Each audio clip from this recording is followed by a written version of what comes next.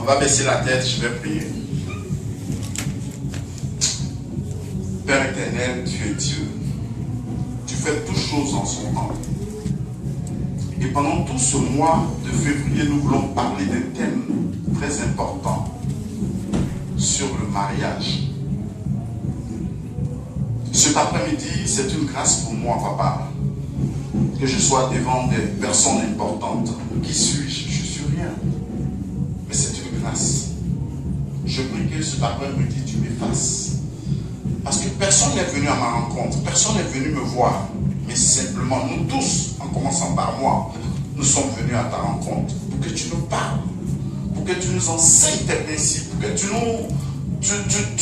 nous diriges dans tout ce que nous faisons. Voilà pourquoi cet après-midi, je prie que le Saint-Esprit prenne le contrôle de tout. Que tu diriges toutes choses, que ton esprit soit au milieu de nous, pour nous faire comprendre certaines valeurs, certains principes, pour que nous puissions avancer dans ce monde qui va dans le chaos. Saint-Esprit prend le contrôle de tout. Béni soit ton nom, toi qui es Dieu. Merci pour ce moment. Je prie aussi que pendant tout ce temps, les dimanches qui vont venir, tu puisses aussi, oui, accompagner ces serviteurs qui vont parler aussi de ta part pendant tout ce moment. Tu les accompagnes par ton Saint-Esprit. Que ce soit un moment agréable à chaque fois que nous serons ici pour parler de ce thème qui est très important. Merci pour ton esprit. Béni soit ton nom, au nom de Jésus. Amen. Alléluia. Est-ce qu'on peut se lever pour acclamer le roi des rois? Alléluia. Que Dieu vous bénisse.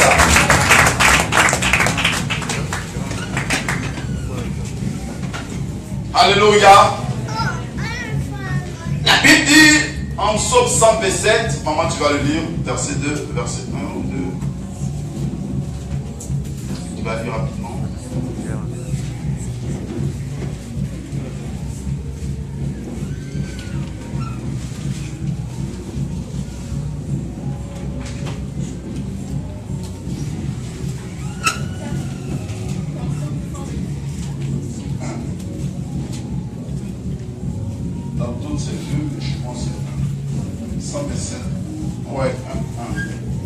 Je lis la parole de Dieu. Psaume 127 au verset 1. Si l'Éternel ne bâtit la maison, ceux qui la bâtissent travaillent en vain. Si l'Éternel ne garde la ville, celui qui la garde veille en vain. Alléluia. La Bible dit que si l'Éternel ne bâtit la maison, ceux qui la bâtissent travaillent en vain. Si l'Éternel ne garde la ville, celui qui la garde veille en vain. Alléluia. Voilà pourquoi nous voulons commencer sur la parole de Dieu. C'est le fondement principal. Pour bâtir le mariage, il faut le bâtir sur la parole de Dieu. Alléluia. Mais avant de commencer, je vais définir ce que c'est que le mariage. Parce qu'on parle du mariage, il faut que je donne au moins la définition. Le mariage est avant tout une alliance instituée par Dieu lui-même. De plus, celle-ci est contractée entre un homme et une femme qui se donnent l'un à l'autre, sans restriction et d'un commun accord pour constituer une seule unité complémentaire. Et la dernière phrase qui me plaît, c'est que ça dit cette alliance ne peut pas être rompue. Cette alliance ne peut pas être rompue. Je veux que vous souligniez ça. Parce que c'est ça qui fatigue les gens aujourd'hui. Ils vont prendre un verset dans un autre contexte pour lui dire, parce que Moïse a dit ça par rapport au Nouveau Testament, on peut rompre. Mais quand tu lis, ce n'est pas ça. Alléluia. Maman lit Amos 3, verset 3. Je vais commencer.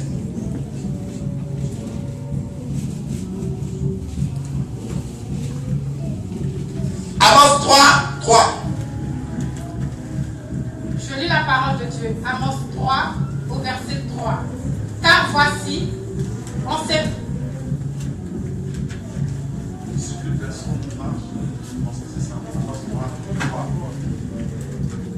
Amos 3 au verset 3. Deux hommes marchent-ils ensemble sans en être convenus? Le lion rugit-il dans la forêt? Alléluia. Allez, commence. C'est Amos 3. 3. Je lis la parole de Dieu. Amos 3 au verset 3. Deux hommes marchent-ils ensemble sans en être convenus? Deux hommes marchent ensemble sans en être convenus. Est-ce que vous marchez ensemble? Je n'ai pas encore vu deux hommes qui marchent ensemble sans qu'ils ne soient en accord. Voilà le problème. Mais par la grâce de Dieu, j'ai quelques principes simplement à donner aujourd'hui qu'il faut avoir pour remplir avant même de commencer à fréquenter quelqu'un. 4 principes qu'il faut avoir pour commencer les relations amoureuses. Alléluia. Vous allez beau vous donner des textos. Vous allez beau parler au téléphone. Vous allez beau être sur Internet. Mais il arrivera un jour où vous serez amené à vous fréquenter ou à vous rencontrer. C'est là que ça commence. Parce qu'il faut qu'on commence par le commencement. Tu as beau avoir quelqu'un sur Internet, c'est bien beau. Sur le fait, c'est bon. Mais un jour, vous serez obligé de vous rencontrer. Un jour, tu seras obligé de te déplacer parce que c'est physique. Il faut le rencontrer pour le voir, même si tu as donné des photos. Je ne sais pas quelle photo tu dis, mais waouh! Mais un jour, tu seras obligé de le rencontrer. Tu dis, waouh! Est-ce que c'est cette photo ou c'est pas cette photo? Alléluia! Je vais parler de la fréquentation. Et le premier principe qu'il faut réaliser est l'homme, pour que l'homme sache que si on est prêt à fréquenter quelqu'un, c'est d'être pleinement conscient à la fois des bienfaits et des dangers que cela représente. Alléluia, est-ce que quelqu'un m'a compris? Je veux dire que quand tu rencontres, tu fréquentes quelqu'un, sache qu'il y a des bienfaits. Le fait de fréquenter quelqu'un, c'est un bienfait aussi. Mais sache aussi qu'il y a un danger. Alléluia. Vous savez que quand on est conscient de quelque chose et quand on se déplace, on sait se prendre. Et c'est ça le problème des gens. Je veux parler de quelqu'un qui a même divorcé. Je veux parler aussi de la jeunesse aussi. Parce que de nos jours, on parle de la puberté à 18 ans, mais ce n'est pas un truc de chronologie, mais c'est un truc de maturité. Anciennement, les jeunes filles à 13 ans sont déjà matures. Nous les hommes, c'est plus à 18 ans qu'on commence à fréquenter. Que le parent veut que tu commences à fréquenter quelqu'un d'autre. Un sexe opposé. Mais cette fréquentation est valable pour chacun de nous, que tu es divorcé, que tu sois remarié, que tu sois grand ou petit. Il faut savoir ces principes. Alléluia. C'est vraiment important. Voilà pourquoi le premier principe, je disais, il faut réaliser que l'on n'est pas prêt à fréquenter quelqu'un avant d'être pleinement conscient à la fois des bienfaits et des dangers que cela représente. Alléluia. C'est des bienfaits parce que tu rencontres quelqu'un. Une nouvelle personne que tu rencontres. S'il n'a pas plus 7, il va t'enseigner les trucs de bac plus 7 que tu avais posé sérieusement. S'il n'a pas plus 8, c'est bon. Si c'est quelqu'un dans la vie active, tu sais, c'est début, il va te parler de ça. Si c'est quelqu'un qui aime le cinéma, il va te parler de ça. De tout ce qu'il sait. Et toi aussi, ce que tu as, je suis obligé de lui dire, c'est ce que tu aimes. Dans cette fréquentation, il aura des échanges. Voilà les bienfaits. Tu rencontres une nouvelle personne, un enfant de Dieu. Il peut être beau, grand, tout. C'est quelqu'un que tu rencontres. Il y a le waouh à tout moment aussi qui peut sortir. Et tu es content, vous causez longtemps. Voilà les bienfaits. Un enfant de Dieu que tu rencontres, tu peux te faire rire. Tu peux t'emmener loin dans la causerie. Ça, c'est les bienfaits. Alléluia. Mais le danger commence là. Il y a aussi un danger. Quand tu fréquentes quelqu'un, tu pas conscient. C'est coup de foudre, oui. Mais coup de foudre, c'est des produits chimiques. C'est chimique, je vous dis. Ceux qui ont marié leur amoureux, ils ont eu toujours des problèmes. Toujours. Parce que c'est coup de foudre. Mais ceux qui ont marié un ami, l'ami dans les problèmes, même il est avec toi. Il te suit partout. Mais coup de foudre. Mais tu sais, attends, on va créer des clips. Toi-même, tu attends coup de foudre. Quand on dit la foudre arrive, vous voyez comment ça fait peur. Et il y a des gens qui se lancent, vous êtes prêts à dire certains mots, et tu t'engages avec ce mot, et ça te surprend que ce mot-là va contre toi. Alléluia. Et voilà le danger, parce que de nos jours, il y a des gens quand ils fréquentent, c'est autre chose. Mais vous êtes en Christ. Vous vous fréquentez. Mais comment tu peux parler d'autre chose qui n'est pas bien pour l'instant? C'est la fréquentation. Vous vous êtes fréquentés pour dire des choses de Dieu. Pour dire oui, on doit se marier. Voilà ce que j'aime. J'aime aller au cinéma. J'aime le foot. J'aime parler de la politique. J'aime ça. J'aime la parole de Dieu. Mais le danger, c'est qu'on rencontre maintenant des pervers. C'est là que ça commence le danger. Tu n'es pas conscient de ce danger et tu vas. C'est que toi-même, tu n'es pas préparé. Donc, quand ça arrive, tu ne sais pas ce que tu vas faire. Il y en a qui tombent dans le piège. Parce qu'au commencement, était la parole. Il y en a même testo simplement, elle était amoureuse. Testo. Tu n'as même pas encore vu. Testo. C'est pas que vous êtes déjà vu pour la première fois. Même pas encore fréquenté. Mais testo simplement, tu es amoureuse. Qu'est-ce que ces gens-là disent dans le testo? J'aimerais bien voir cette genre de phrase.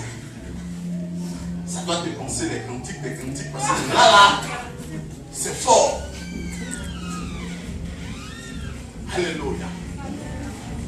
La Bible nous parle de David et Jonathan. Vous avez vu la relation de David et Jonathan? Jonathan acceptait David. Ils se sont fréquentés, il a dit, ce monsieur-là, je sens qu'il y a quelque chose qui se passe entre lui et moi. Et Jonathan acceptait cette amitié. Jusqu'à aller lui dire ce que son père voulait faire de mal à David. Tout ce que son père voulait faire à David, Jonathan venait dire à David. Voilà l'amitié. Et voilà le problème. Tu n'es pas conscient de cela. Et tu te déplaces pour aller fréquenter la personne. Est-ce que c'est normal? Te déplacer sans être conscient qu'il y a des avantages et il y a des inconvénients dans une fréquentation. Et même nos mamans tombent dans le piège. Même les mamans. On parle de la jeunesse, mais même les grandes personnes qui ont déjà divorcé, qui ne se rendent même pas compte du danger. Vous commencez à poser, vous venez de vous connaître, vous mettez sa main sur ta cuisse. Pourquoi? Ça, c'est quoi ça? Ça, c'est inapproprié. C'est désagréable, ça. Tu ne connais pas quelqu'un, vous êtes connu sur Facebook, vous venez de vous fréquenter la première fois, vous avez bien posé, tu commences à mettre ta main sur sa cuisse. Pourquoi?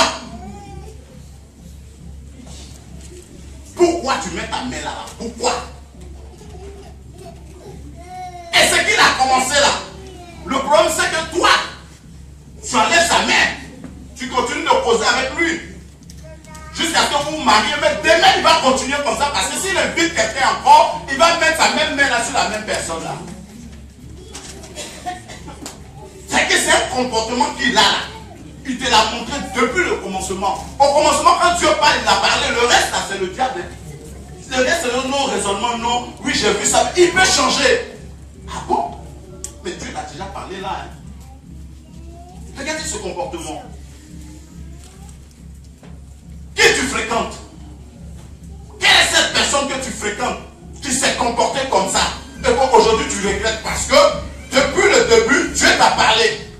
Dieu t'a dit, mais ce n'est pas des choses qu'on doit faire dans le début. Vous vous fréquentez, oui. Mais comme tu n'as pas conscience, tu n'es pas conscient de tes pièges, tu te dis non, c'est pas grave. Il va changer. Mais il va changer quand?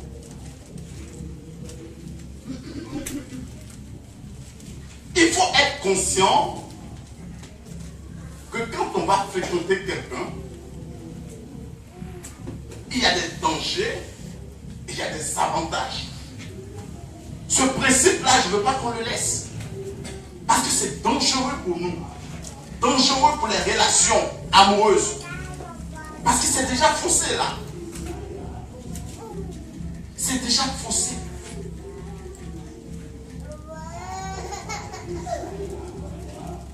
Vous avez vu? Samson, il avait quelle relation? Avec qui il était? Il la fréquentait. Mais c'était un danger pour lui. Il la voulait, mais c'était un danger pour lui. Qui tu fréquentes, mon frère, ma soeur? Es-tu conscient que quand tu te lèves pour aller rendre visite à quelqu'un, il y a un danger? Quand tu te lèves pour dire oui, je veux qu'il soit mon fiancé, j'accepte son invitation, est-ce que tu es conscient des dangers aussi qu'il peut avoir? Parce que tu es content, oui, c'est bien, tu rencontres une nouvelle personne. Mais le danger là, tu ne considères pas ça. Comment quelqu'un, tu vas le rencontrer dans sa chambre? Première rencontre. Même dans son salon. Pourquoi tu vas dans son salon? Pourquoi? Il y en a 4. Je vais vous citer les 4 là, comme ça si je n'ai pas pu aller jusqu'au 4. La deuxième chose, c'est comprendre les valeurs de Dieu concernant les relations. La troisième, c'est accepter d'appliquer les principes de Dieu, même si cela doit arrêter votre parcours, vos relations. Ça, c'est un problème pour nous. Surtout arrêter en plein chemin. Ah, il est beau, il est grand. Mais comment toi, Dieu, tu veux que j'arrête cette relation? Parce qu'on est déjà allés ensemble. Vous allez comprendre d'aller ensemble tout à l'heure. La quatrième et la dernière. Oui, non, ça c'est troisième. Accepter d'appliquer. Non, deuxième, j'ai dit comprendre les valeurs de Dieu concernant les relations. Et troisième, j'ai dit accepter d'appliquer les principes de Dieu, même si cela doit arrêter notre relation ou notre parcours. Et quatrième, enfin, c'est quand fréquenter n'est plus un besoin, mais un choix. Alléluia. C'est sur ça on va démarrer sur Genèse. Là, vous allez comprendre ce qu'a vécu. Alléluia. Alléluia. Quand fréquenter quelqu'un n'est plus un besoin, mais un choix. Alléluia. Parce que maintenant, pour nous, c'est le manque. 50%, 50%. Mes parents ne m'ont pas aimé. Il faut que mon mari m'aime. Mais ça, c'est pas ça. Il va venir combler. Il est devenu Dieu 100%. Mais jamais. Donc, tant qu'on revient, on vient chacun 50% ou 30%, 70% cherche, on ne pourra jamais avoir ce qu'on veut. Parce qu'il y a une seule personne qui compte. C'est Jésus-Christ. Il est le seul. C'est Dieu seul. C'est Dieu seul. Alléluia. Et là, je disais que Samson a eu ce problème. Il n'a pas écouté Dieu. Vous voyez ce qu'il fréquentait? Dalila. Il a fréquenté une femme perverse. Une femme qui n'avait pas de valeur. Qui tu fréquentes? Réfléchissons bien. Parce qu'il y a une histoire d'aller fréquenter. On a bien posé, mais il faut qu'on s'assoie quelque part pour parler normalement. Il faut qu'on s'assoie pour nous dire ce qu'on aime, ce qu'on n'aime pas.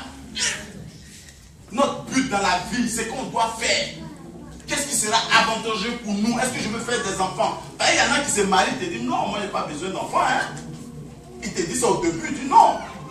Moi je n'ai pas besoin d'enfants. On va se marier, qu'on puisse voyager à gauche, à droite. Si on est fatigué, notre vie est finie et puis c'est bon. Et si tu sais ça, soit tu continues et après le danger c'est pour toi. Alléluia. Alléluia. Le deuxième, c'est comprendre les valeurs de Dieu concernant les principes. Comprendre les valeurs de Dieu, bien choisir de suivre les principes de Dieu. Alléluia. Il y en a qui se marient, ils s'en foutent des principes. Ils s'en foutent de Dieu. Alléluia. Ils s'en foutent de Dieu. Ils sont chrétiens. Mais quand ça devient le mariage, ils ne deviennent plus chrétiens. Parce qu'il y a l'ordre qui déplace. S'il a un guide, il ne va plus voir le guide.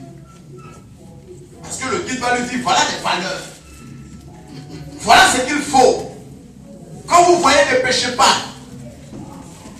Parce que vous êtes devenu une nouvelle créature. Alléluia. Mais comme le péché les fatigue, ils ne veulent pas laisser. Alléluia. Est-ce que vous savez que quand Dieu dit, nous sommes devenus une nouvelle créature, vous savez ce qui a changé? Il y a un seul truc qui a changé. C'est notre esprit qui change. Parce que nos relations vont sur 3 niveaux. Esprit, âme et corps. Pour rentrer en relation. Mais comme vous, comme nous, l'ordre divin, on s'est dit que Dieu peut venir réparer facilement l'ordre divin. Quand il te dit esprit, âme et corps, toi tu dis non, physique, âme ou bien esprit et corps. C'est-à-dire que tu changes l'ordre divin. Donc quand tu le changes, c'est là le problème commence. C'est là votre problème. C'est là notre problème. Parce que ce qui a changé, c'est ton esprit. Mais l'âme où repose la pensée, elle n'a pas changé. Ton corps, tu restes toujours. Si tu étais costaud, que tu as accepté Christ, maintenant tu vas rester costaud. Tu ne mets pas sur place. Mais c'est que au même moment que tu dis que tu acceptes Jésus-Christ, ton esprit change. C'est ce qui change. Mais tes pensées n'ont pas changé. C'est là le problème. Maman dit Romains 12, 2. Il faut que cela change.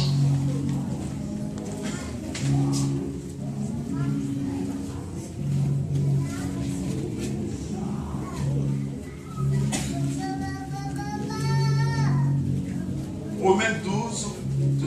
Je lis la parole de Dieu. Romains 12 au verset 2. Ne vous conformez pas au siècle présent. Ne vous conformez pas à quoi? Au siècle présent. Mais soyez transformés. Par le renouvellement de l'intelligence. Par quoi? Par le renouvellement de l'intelligence. Afin que vous discerniez quelle est la volonté de Dieu. Alléluia. Ce qui est bon, agréable et parfait. Amen. Ton intelligence. Voilà le problème.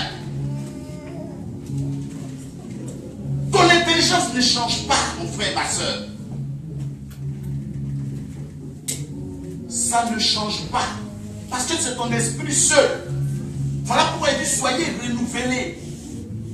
Ton intelligence doit être renouvelée par la parole maintenant. Parce qu'il y a que l'esprit qui a changé. Comment faire si tu ne lis pas la parole pour pouvoir éviter les pièges? Comment faire? Livre 2 Corinthiens 15.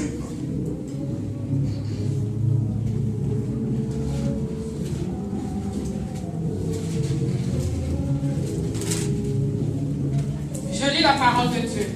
2 Corinthiens 10 au verset 5. Nous renversons les raisonnements et toute hauteur qui s'élève contre la connaissance de Dieu. Et nous amenons toute pensée captive à l'obéissance de Christ. Relis ça bien, on va comprendre. Je lis la parole de Dieu. Au verset 5, nous renversons les raisonnements et toute hauteur qui s'élève contre la connaissance de Dieu. Et nous amenons toute pensée captive à l'obéissance de Christ. Alléluia. Ta pensée doit être captive à l'obéissance de Christ. Parce que quand on dit à quelqu'un ne pêche pas, hein, c'est un problème. génération là qui est forte. Nous, on va se rencontrer, oui, certes, mais ne renverse pas l'ordre divin. C'est-à-dire, commencez par l'esprit et non pas par le physique. L'émotion et tout ce qui est émotionnel, là, pour se détacher de ça, c'est dur. Voilà pourquoi il y a des problèmes. Si vous avez commencé par le physique, pour vous détacher, c'est très dur. Parce que l'âme est atteinte. Et voilà le problème qui se passe dans nos fréquentations. Ton âme est atteinte. Tes pensées ne sont pas captives à l'obéissance. Donc tu dois envoyer tes pensées. Que tes pensées soient captives à la parole de Dieu. Voilà pourquoi tu ne dois pas pécher. Voilà pourquoi tu ne dois pas commettre l'impudicité, la fornication avant le mariage. C'est là le problème. C'est là le problème. J'ai un ami hier, avant-hier, qui me disait, lui au moins on parle toujours. Il est chrétien, mais il n'est pas prêt à être chrétien. Donc je ne dis pas qu'il est chrétien. Il sait, par le temps ça ne va pas. Il s'engenouille, il prie Dieu, Dieu l'exauce. Et là, il vient d'une séparation. Et il me disait que il fréquente une fille, il veut la marier. Et quand il m'a expliqué, il m'a dit, il veut la marier, mais c'est que elle est venue lui dire, aide-moi à changer parce que je bois trop. Et je lui demande, il dit non, c'est pas, il dit, mais jamais, c'est pas bon. Il dit non, c'est pas ça. Que lui, quand il boit, mais c'est un verre. Mais c'est qu'elle, là, quand elle boit, c'est pas un verre, elle peut prendre toute la bouteille. Et je lui demande, vous êtes allé ensemble? Il dit oui. Il dit, mais tu as changé l'ordre. Comment tu veux que Dieu puisse t'aider? Parce qu'elle lui dit, aide-moi à changer. Mais toi-même déjà tu bois. Comment tu vas aider à changer? L'autre va changer. Parce qu'elle, comme elle boit trop là, c'est ça son problème. Maintenant elle boit trop, c'est. Mais vous êtes déjà allé au royaume. C'est-à-dire que vous avez renversé l'ordre de Dieu. Mais vous voulez quoi? Il dit, mais tu as déjà renversé l'ordre de Dieu, donc tu veux quoi? Émotionnellement, vous êtes liés. Donc ça fait que pour vous séparer, c'est dur. C'est très dur. Une fois qu'on rentre dans cette relation sexuelle, c'est dur de se détacher. Parce qu'il y a l'émotion, il y a l'âme, donc vous êtes rattachés. Ça fait que toi, tu ne veux pas laisser parce qu'il y a quelque chose qui te tire. Vous pensez que quand Dieu dit, n'allez pas ensemble, vous pensez que c'est pour nous faire du mal, c'est pour notre propre bien, parce qu'il sait que une fois que tu es lié par l'émotion, tu es lié par l'âme, c'est dur de te séparer. Et les foyers souffrent, des gens souffrent, parce qu'ils ont renversé l'ordre de Dieu. Et c'est ce qu'on voit à la jeunesse. Il commence par le physique. Il est beau, il est grand, donc on va ensemble. Mais vous allez ensemble. Mais il ne te marie pas, tu pleures pourquoi? La copine, tu pleures pourquoi? Toi qui lis la Bible, tu pleures pourquoi? Donc pour toi, la parole de Dieu n'est pas ça alors. Parce que si la parole de Dieu ne doit pas agir comme elle doit agir, c'est que c'est toi ta parole qui est vraie. Parce que si tu as commencé cette relation et que tu penses qu'il va te marier rapidement, mais ma soeur, c'est que Dieu n'est pas Dieu. Les gens se disent que non, il faut que j'aille au royaume d'abord pour savoir si... Mais quelles sont ces idées perverses? Des gens, ils sont, je ne sais pas, mais toi, Dieu a dit quelque chose. Pour toi, ce n'est pas vrai. Parce que toi, tu te dis, si tu ne fais pas ça, tu ne peux jamais la marier. Donc, tu parles de femme enfant, mais là, tu ne peux pas encore marier. Pourquoi? Parce que la parole de Dieu est la vérité. Vous êtes liés émotionnellement. Voilà, les jeunes filles, c'est comme ça. Même les mamans, c'est comme ça. Plein de mamans.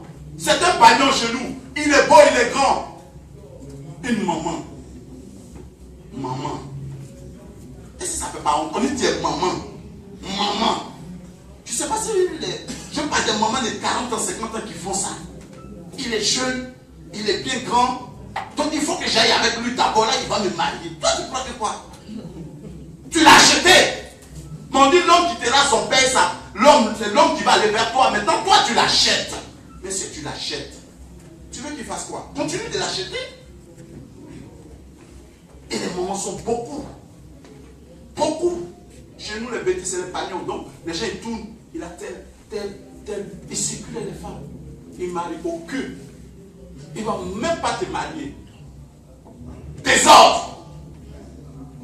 Ça fait mal. Réveillons-nous, l'église. Parce que quand vous regardez le taux de pourcentage où il y a plus de divorces, c'est dans l'église. Nous qui devons être un exemple. Nous qui devons être le guide pour dire à l'église, les gens ne divorcent pas. À l'église, cette alliance que Dieu a dit, tu n'abandonneras pas ta femme, tu vas t'attacher, tu vas te coller à elle. Coller. Est-ce que vous savez qu'on dit coller? Quelque chose de coller, tu peux enlever ça. Et que si c'est Dieu qui a collé, divorcer. Continuez à divorcer l'église. Mais nous, on vous regarde. On va toujours vous dire qu'on ne divorce pas. Même si c'est dur, reste. Tu vas venir nous voir. On va te dire on ne divorce pas. C'est ce que la parole dit. Il ne faut pas divorcer. Prends ton mal à conscience. Si ça doit faire 50 ans, il faut résister pendant 50 ans pour aller chez Dieu là-bas. Sinon, si tu as divorcé, tu vis dans l'adultère. C'est ce que les gens oublient. Il y a beaucoup qui vivent dans l'adultère. Ils sont là. Les hommes de Dieu se promènent. Des adultériens. Parce qu'ils ont divorcé. Et chez Dieu, ce n'est pas normal. Puisque toi, tu cherches la femme du ministère. Que Dieu vous fasse grâce. Vous qui suivez les gens comme ça, qui cherchent la femme du ministère, la femme qui te ressemble, la femme qui doit faire tout, et elle, avec tous les enfants, elle doit souffrir. On va dire Galates 5, verset 22, pour les valeurs, que chacun de nous doit comprendre les valeurs de Dieu, que chacun doit avoir l'amour. Nous devons avoir cet amour. Allez, vas-y, maman. Je lis la parole de Dieu. Galates 5 au verset 22. Mais le fruit de l'esprit, c'est l'amour, la joie, la paix, la patience, la bonté, la bénignité, la fidélité, la douceur, la tempérance. Alléluia. Je veux dire à quelqu'un d'avoir le courage ce soir, cet après-midi. Dans cette fréquentation, il faut avoir le courage. Parce qu'il y a beaucoup de choses qui se passent. Et le courage, c'est les valeurs, la fidélité. Sois fidèle à ce Dieu. Il faut savoir toutes ces valeurs-là pour affronter quelqu'un, aller vers quelqu'un. C'est vraiment important pour la vie de chacun de nous. Alléluia. Je vais parler du troisième rapidement parce que c'est sur le quatrième que je veux plus insister. Accepter d'appliquer les principes de Dieu, même si cela doit arrêter notre parcours. Accepter. Dis à quelqu'un, il faut accepter. Tape quelqu'un, il faut lui dire, accepte.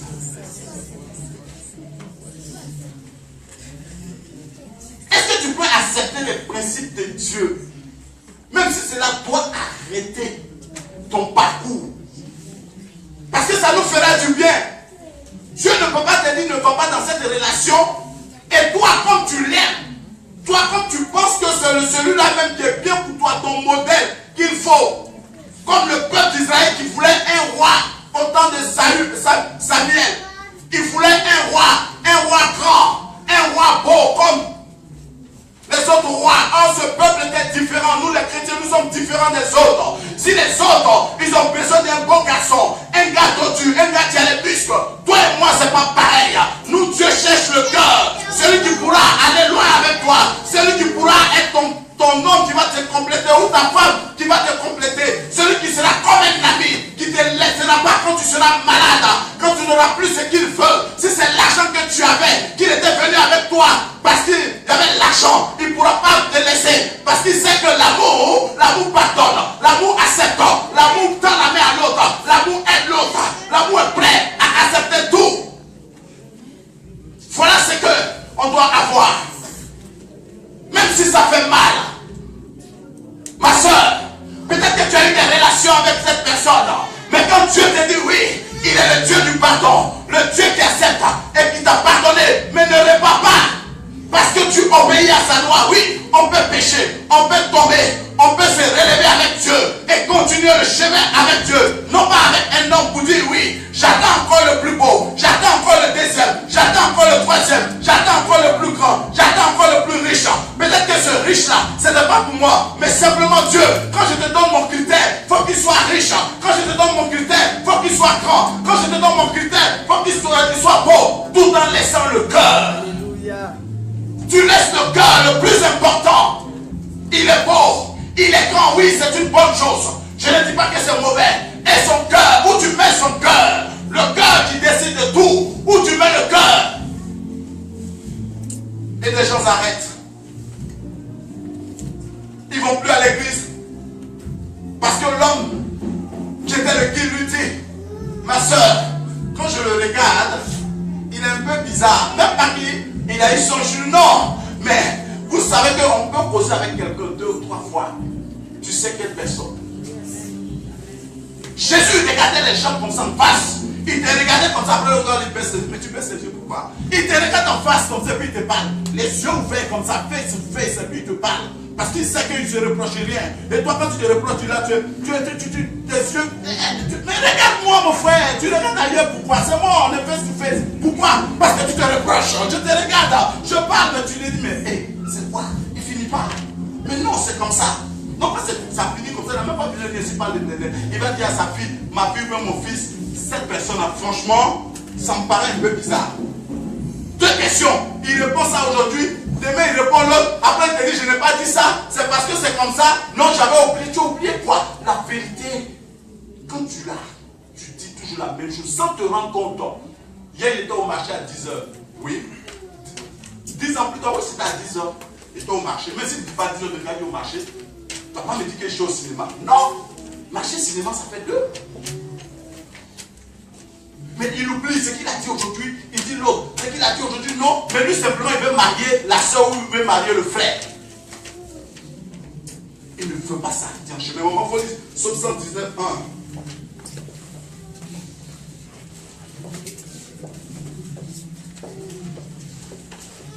Psaume 119, 1 à 3. Le troisième, c'est accepter d'appliquer les principes de Dieu, même si cela doit arrêter vos relations amoureuses, même si cela doit arrêter. Je lis la parole de Dieu. Psaume 119, versets 1 à 3. Heureux ceux qui sont intègres dans leur voie. Alléluia. Qui marchent selon la loi de l'Éternel. Alléluia. Heureux ceux qui gardent ses préceptes. Alléluia. Qui le cherchent de tout leur cœur. Alléluia. Qui ne commettent point d'iniquité. Et qui marchent dans ses voies. Alléluia. La Bible dit, heureux ceux qui sont intègres dans leur voie, qui marchent selon la loi de l'Éternel. Dieu te dit, tu seras heureux parce que tu as accepté de marcher dans la loi de l'Éternel et d'être intègre, d'être ferme. Tu as dit que j'arrête cette relation. Tu as dit que je suis plus près parce que la parole de Dieu dit ça. Est-ce que quelqu'un peut dire ça à quelqu'un? Pour te dire, comme la parole de Dieu dit ça, et que la seule vérité qui est la vérité, c'est la parole de Dieu. C'est elle seule qui peut me sauver. C'est elle seule qui peut m'enlever dans la boue. C'est elle seule qui peut me donner un mari valable. C'est elle seule qui peut essuyer mes larmes. C'est elle seule qui peut me mettre à la tête de tout. C'est elle seule qui peut incliner le cœur des rois. Même si j'ai tout perdu avec cet homme, c'est lui seul qui pourra me remplir. C'est lui seul qui pourra me faire que je revienne en surface de seul. C'est la parole de Dieu. Parce que la Bible dit, au commencement était la parole. Et la parole était avec Dieu. Donc cette parole, elle est plus efficace. Elle a tout créé. En dehors de la parole, il n'y a rien. Je vous parle de la parole de Dieu qui est efficace. La parole de Dieu est efficace. Je ne parle pas du raisonnement de ces politiciens. Je ne parle pas du raisonnement de ces philosophes. Parce que ces philosophes, ils se basent sur la parole de Dieu. Ils te parlent là, ils te prennent un verset et ils la transforment à leur guise pour dire que c'est moi, je suis le créateur. Si quelque chose n'est pas dans la parole, c'est que toi, si tu l'as inventé, c'est que tu es Dieu.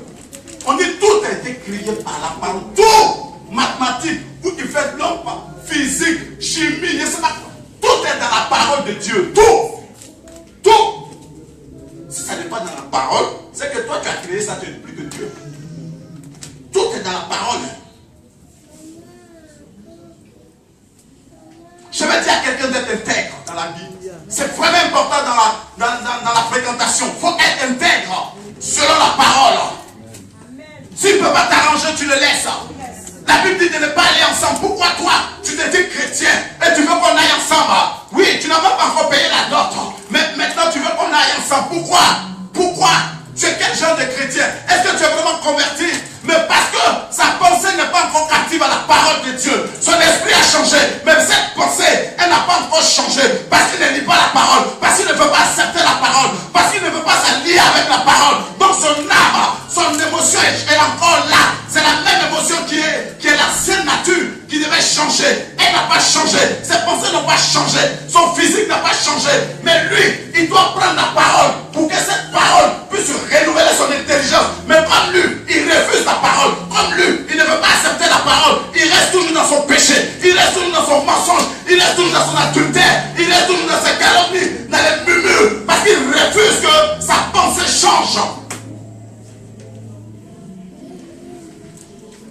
Dieu dit, Paul dit, Évodie et Syntyche, ayez la même pensée.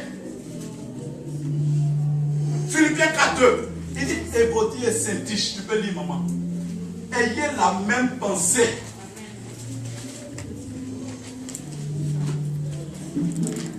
Je lis la parole de Dieu, Philippiens 4 au verset 2. J'exhorte Évodie et j'exhorte Syntyche à être d'un même sentiment dans le Seigneur. Alléluia! Ayez la même pensée, vous qui voulez marcher ensemble. Vous n'avez pas la même pensée. Lui veut déjà aller au royaume, mais il n'a pas fait le nécessaire.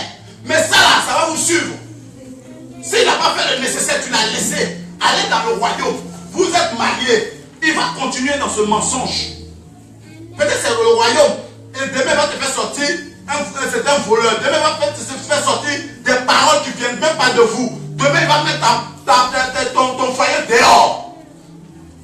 Parce qu'il a mal commencé. Et que toi, comme toi, tu n'es pas décidé à suivre la parole. Tu n'es pas décidé à être intègre avec la parole de Dieu. T'allier pour dire oui, ça fait mal. Il remplit mes critères. Mais sur cette route, je le laisse. Parce que pour rencontrer quelqu'un qui est sur le royaume, qui est dans le royaume, c'est sur la route du royaume que je dois le rencontrer. Donc lui là, il est quitté sur le chemin du royaume pour se mettre sur un autre chemin, le royaume du diable. Tu dis, on se connaît, on va ensemble. On ne se connaît pas, on va ensemble. Coup de foudre, on va ensemble. Coup de tonnerre, on va ensemble. Coup de lumière, on va ensemble. Quoi, on va ensemble. Désordre. Ça, c'est le désordre. Vous ne savez pas que les ténèbres, c'est le désordre. Quand Dieu te présente les ténèbres, mais il faut voir comment c'est lugubre. Il faut voir comment les gens marchent sur l'autre. Il faut voir comment l'autre est en train de chicoter l'autre. Il faut voir comment le diable est désagréable. Les démons sont désagréables. Ils s'en foutent. Le désordre, le chaos dans ce ténèbre, ils s'en foutent. On marche sur toi. Le feu est là. On jette ça sur toi. Les plus forts, ils enfoncent les autres. Tu vas beau crier. Continue de crier. Ici, c'est le coin où on va crier. Donc, tu n'as même pas commencé à crier. Tu vas toujours crier. Continue. L'enfer en crie. Hein? Et c'est pas un cri qui s'arrête. Hein? Tu vas penser, non, tu vas crier jusqu'à l'éternité. Tu vas crier. Lui qui veut crier, pourquoi il va marcher sur la voie de Dieu? Il va aller crier là-bas. Et si tu cries, tu t'arrêtes. Parce que tu dis, Seigneur, il souffre. Et puis tu te calmes. Parce qu'il t'a donné à manger. Parce que tu vas prendre le métro. Tu vas aller au travail pour avoir salaire. Et ce salaire-là, tu vas payer ta maison. Donc tu vas continuer à dire, je souffre. Parce que tu t'attends à 10 millions d'euros. Et comme les 10 millions d'euros ne sont pas encore arrivés, tu vas dire, je souffre. Insulter Dieu pour dire, il ne fait rien. Mais à l'enfer, il n'y a pas ça. Il n'y a pas ça. Tu vas crier. Lui qui vient te sauver, il te met un gros coup. Boum. Allez, tais-toi là-bas. Parce que c'est là-bas, c'est comme ça se passe. Tu cries, on te tape pour que tu puisses bien crier. On marche sur toi. Vous s'amusez, c'est pas que vous plaisez à rire, mais c'est comme ça l'enfer, c'est le désordre. Toi tu chantais, je ne sais pas, Mike, tu vas chanter là-bas encore bien même. Tu supportais tant, tu vas supporter encore bien même. Quand tu ne veux pas supporter, continue. Tu es là pour ça que tu venais avant de supporter que tu étais. Tu étais fan de lui. Continue. Amusez-vous avec la vie. Le monde est en train de finir. Hein? Le monde est en train de finir. Le monde est fini. Voilà, on va te parler du péché juste casqué. Le monde est fini. Prends ta vie au sérieux. Mets-toi sur le chemin du royaume. Le royaume, ce sont ceux-là qui aiment Jésus-Christ. Il dit cherchez premièrement du royaume, le royaume des cieux. Donc sur lequel cherche premièrement le royaume, tu vas le voir sur ton chemin, si c'est ton mari. Il sera sur ton chemin parce que Dieu va l'envoyer. Tu vas le voir sur ton chemin, mon frère, ma soeur.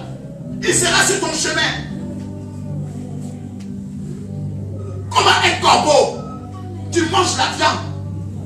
Le roi des rois te dit, va. La viande c'est pour toi, non? Mais c'est moi je t'envoie. Va donner à telle personne.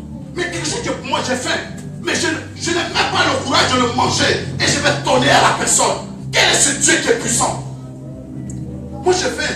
Tu me donnes à manger. Va donner aux humains là-bas ici. Je vais manger. Je mange ça. Parce que je peux pas mourir sur la route. Tu veux que je meure? Je vais manger. Mais quand c'est quelqu'un qui te tient la vie, qui t'a dit, toi-même tu veux mettre dans ta bouche, mais tu n'as pas le courage. Toi-même tu veux faire ça, tu n'as pas le courage. Parce qu'il y a quelqu'un au-dessus de tout qui a dit, va donner à cette personne pour que tu sois béni. On écrit sur le front de Jésus, non? On devait le crucifier, c'est écrit quoi? Jésus, roi des Juifs, on dit, ne peut pas passer, regardez. C'est qui est écrit, est écrit. Mais on peut effacer. Il dit ce qui est écrit. On arrive à le effacer, on dit le roi. Il dit ce qui est écrit est écrit. Il ne sait même pas que c'est le Saint-Esprit qui lui dit de dire ça. Pour s'amuser, hein? Tu n'as pas connu Dieu. On joue avec ce roi des rois. Cette petite planète qui doit exploser, elle n'explose pas parce qu'il a dit qu'elle reste comme ça. Personne ne peut la faire exploser. Même que soit la petite planète, elle tourne. Mais jamais, tant que lui n'a pas donné le feu vert. Que tu sois astrologue, tu sois quoi, fais tes définitions, fais tout. Mais tu vas te dire, waouh, ce monsieur qui a dit que ça reste comme ça, il est plus fort que tout. Il est plus fort que tout même. Parce que dans la réalité, eux-mêmes qu'ils étudient, logiquement, ça devait s'exploser depuis au temps de Jésus. Depuis au temps de... Parce que Jésus a dit que ça s'arrête. Voilà pourquoi il y a 20 Dieu, il y a 29. Ça s'arrêtait. Mais ce moment-là, ça devait faire explosion. Mais le roi des rois disait, c'est mon moins qui a parlé. Ça va rester comme ça. Parce que je suis en accord avec ce qu'il a dit. C'est resté. Je n'ai pas dit que les philosophes, ceux qui cherchent ça. Non, c'est très bon. Mais à un moment donné, il dit, ouais, derrière tout ça, il y a un Dieu plus puissant que tout. Il y a un Dieu véritable. Qui est à la base de toute cette créature. Ce n'est pas un big bang comme les autres. Ils sont en train de non. Quatrième. Si les gens sont devenus un peu. Alléluia. Quatrième, c'est quand fréquenter quelqu'un n'est plus un besoin, mais un choix. Alléluia. Quand fréquenter quelqu'un n'est plus un besoin. C'est quand tu as besoin de quelque chose. Tu regardes, quand tu as faim, est-ce que tu cherches à voir ce que tu vas manger? Toi, tu cherches à manger simplement pour être rassasié. Mais quand on parle de choix, tu vas dire que moi je mange, j'ai faim. Mais comme je suis dans un choix, c'est du riz, je ne veux pas du riz, je veux autre plat. Là, tu es dans le choix. Si tu es précis, tu choisis ce que tu veux. Tu n'es pas dans non, parce qu'il y a ça qui me manque, il faut que je... Non! Parce que le besoin implique des exigences et les manques dans notre vie. Oh, le choix. Quand tu choisis, oh, il y a des têtes. Quand tu choisis, c'est ça la différence. C'est une décision que tu prends. Je prends la décision de choisir celui-là ou cette chose. Parce que je sais faire la différence. Alléluia. On va lire Genèse 2. 2 à 7.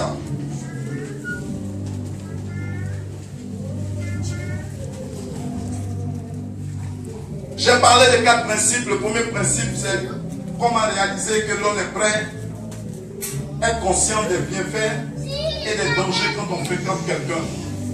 La deuxième, c'est comprendre les valeurs de Dieu concernant les relations choisies ou de suivre le Dieu. La troisième, c'est accepter d'appliquer les principes de Dieu, même si cela doit arrêter notre parcours. Et je vais finir la quatrième maintenant jusqu'à 12, mais je me suis arrêté à 4. Quand Dieu va nous faire grâce prochainement, je vais continuer les 7 ou 8 autres. Quand fréquenter quelqu'un n'est plus un besoin, mais un choix. Alléluia. Dis maman, Genèse 2, 2 à 7. Je lis la parole de Dieu. Genèse 2, au verset 2 à 7. Dieu acheva au 7e jour son œuvre qu'il avait faite. Et il se reposa au 7e jour de toute son œuvre qu'il avait faite. Dieu bénit le 7e jour et il le sanctifia. Parce qu'en ce jour, il se reposa de toute son œuvre qu'il avait créée en la faisant. Voici les origines des cieux et de la terre, quand ils furent créés. Lorsque l'Éternel Dieu fit une terre et des cieux, aucun arbuste des champs n'était encore sur la terre, et aucune herbe des champs ne germait encore. Car l'Éternel Dieu n'avait pas fait pleuvoir sur la terre, et il n'y avait point d'homme pour cultiver le sol. Mais une vapeur s'éleva de la terre et arrosa toute la surface du sol. L'Éternel Dieu forma l'homme de la poussière de la terre, il souffla de ses narines et souffle de vie, et l'homme devint un être vivant. Allez, prends 18. Au verset 18, l'Éternel Dieu dit, il n'est pas bon que l'homme soit seul. Je lui ferai une aide semblable à lui. L'Éternel Dieu forma de la terre tous les animaux des champs et tous les oiseaux du ciel. Et il les fit venir vers l'homme pour voir comment il les appellerait. Et enfin, que tout être vivant porta le nom que lui donnerait l'homme. Et l'homme donna des noms à tout le bétail, aux oiseaux du ciel et à tous les animaux des champs. Mais pour l'homme, il ne trouva point d'être semblable à lui. Alors l'Éternel Dieu fit tomber un profond sommeil sur l'homme, qui s'endormit. Il prit une de ses côtes et referma la chair à sa place. L'Éternel Dieu forma une femme de la côte qu'il avait prise de l'homme, et il l'amena vers l'homme. Et l'homme dit, voici cette femme, celle qui est os de mes os et chair de ma chair. On l'appellera femme, parce qu'elle a été prise de l'homme.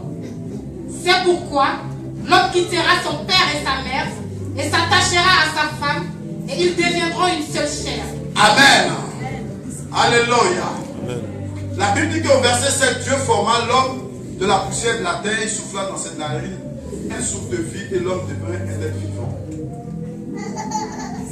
Au 18, il dit, l'Éternel Dieu dit, il n'est pas bon que l'homme soit seul, je lui ferai être semblable. Un être semblable. Alléluia. Vous voyez que le problème de mariage est vraiment une institution de Dieu. Parce que quand Dieu a créé Adam, il était seul. Adam était épanoui. Vous savez que quand tu n'arrives pas à vivre seul, c'est dangereux, mon frère. Parce que la Bible dit, Adam était affairé avec les animaux. Parce qu'il avait le courage de leur donner un nom. Il s'occupait du champ, des plantes. Il faisait tout parce qu'il était seul. Il avait tout. Il était tellement bien qu'il n'avait pas besoin de quelqu'un d'autre. Voilà ce que nous devons savoir. C'est dans cette solitude qu'on recherche Dieu. C'est que nous ne sommes pas encore mariés que nous devons chercher Dieu sérieusement. Nous devons faire un choix de chercher ce Dieu. Adam était ce choix. Adam cherchait Dieu. Il avait une relation, une communion. Il parlait avec Dieu quand Dieu venait dans ce jardin. Il nommait les animaux. C'est ça le célibat. Avoir, être prêt, être épanoui, d'être seul. Voilà où vient le célibat. Il était prêt, il acceptait, il s'affairait avec les animaux, les plantes, il les mettait à leur place, il faisait tout ce qui était bien. Je vais dire à quelqu'un que ce choix d'envoyer une femme dans la vie, C'est Dieu qui le fait. Parce que Adam, dans sa pensée, il n'avait même pas pensé avoir une femme. C'est Dieu qui a créé cela. C'est Dieu qui a dit, il n'est pas bon qu'il reste seul. Mais lui, ça ferait. Il était bien dans sa solitude. Parce qu'il avait le temps de nommer ses animaux. Il avait le temps de s'épanouir. Il avait le temps de s'occuper de tout ce que Dieu avait mis.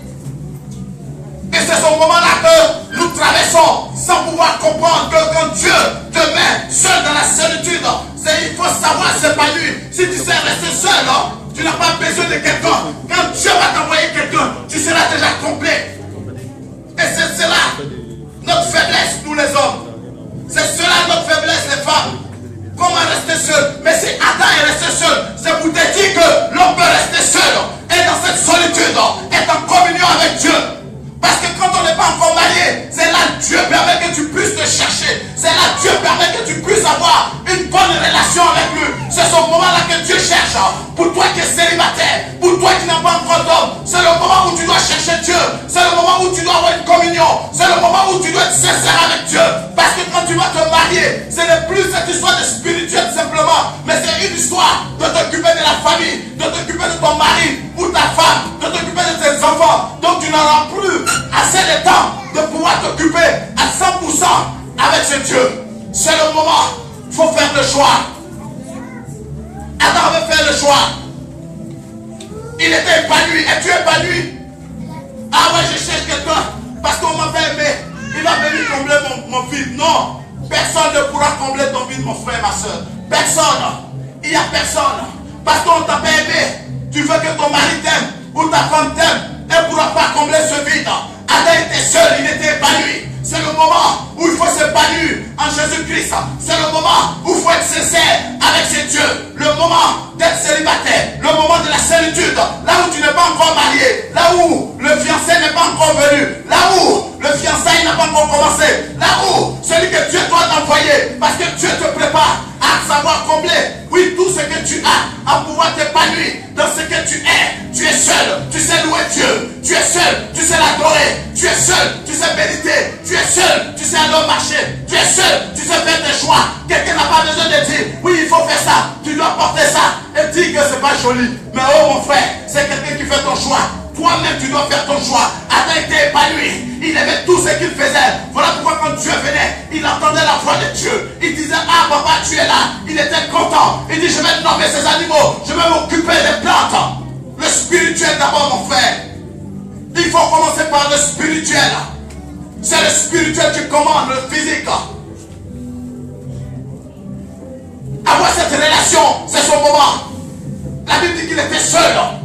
Jamais, je vous dis, jamais Adam dans sa tête a pensé avoir une femme. Je vous dis jamais. Jamais Adam n'a pensé à cela. Dieu le dit. Il n'est pas bon. C'est Dieu dans sa pensée dit, je dois lui faire une aide semblable.